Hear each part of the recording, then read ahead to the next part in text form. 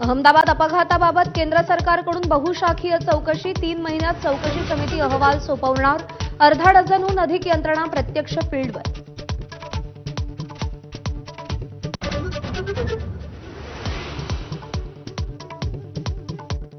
अहमदाबाद विमान दुर्घटनेनंतर डीजीसीएचा मोठा निर्णय। बोईंग 787 विमानांच्या सुरक्षा तपासणीचे आदेश।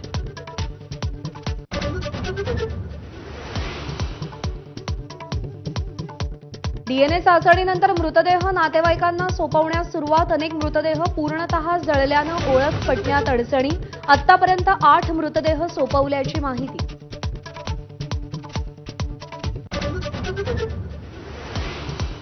शत्रू राष्ट्रानं सायबर हल्ला करून अपघातग्रस्त विमानाची इंजिन बंद पाडली का? राऊतांचा सवाल। सरकारच्या चेहऱ्यावर दुःखाचा लवलेश दिसत नसल्याचाही टोला।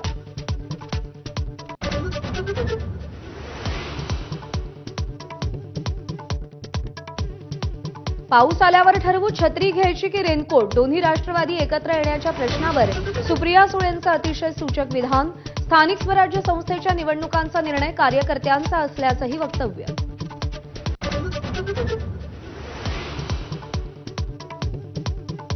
आमदार बच्चू कडूंच्या अन्नत्याग आंदोलनाचा आजचा 7वा दिवस। मुख्यमंत्र्यांसोबत बैठक घेऊन मागण्यांसंदर्भात निर्णय घेऊ।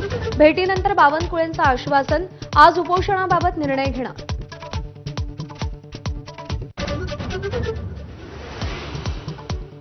धाराशिव जिल्हा नियोजन समिती निधीवरून महायुतीत मतभेद। पालकमंत्री असताना कामं खोळंबल्यामुळे दुःखी। सरनाईकांचं मुख्यमंत्र्यांना पत्र।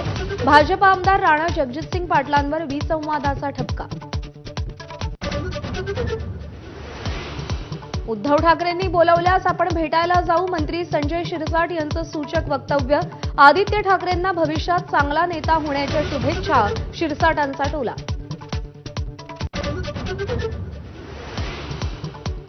पक्ष फोडणाऱ्यांना प्रभाग फोडायला वेळ लागणार नाही। काँग्रेस नेते प्रफुल्ल गुडधेंचा मुख्यमंत्री फडणवीसांवर निशाणा। वेषांतर करून 2 पक्ष फोडल्याचा घणाघात।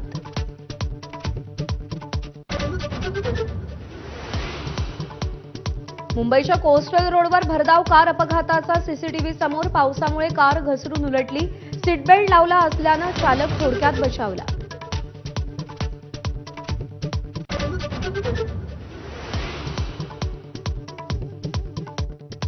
मुंबईच्या विक्रोळीतील एलबीएस मार्ग ते पूर्व द्रुतगती मार्गाला जोडणारा पूल आज सुरू होणार।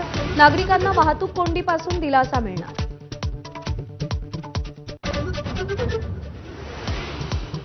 उल्हासनगरमध्ये डॉक्टरांनी जिवंत रुग्णाला मृत घोषित केलं। अंत्यसंस्काराच्या तयारीवेळी रुग्ण जिवंत असल्याचं समोर।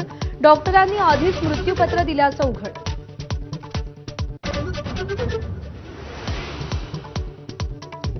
मुंबईसह राज्यभरात आज मुसळधार पावसाची शक्यता। रायगडला पावसाचा रेड अलर्ट तर पुण्यात काही भागात दमदार पावसाची हजेरी।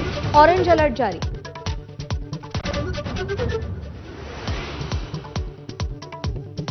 पुणे जिल्ह्यात पावसाचं थैमान। संत ज्ञानेश्वरांची पालखी प्रवास करते त्या दिवेघाटाची पावसामुळे दुरावस्था। मुसळधार पावसामुळे रस्त्यावर चिखलाचं साम्राज्य।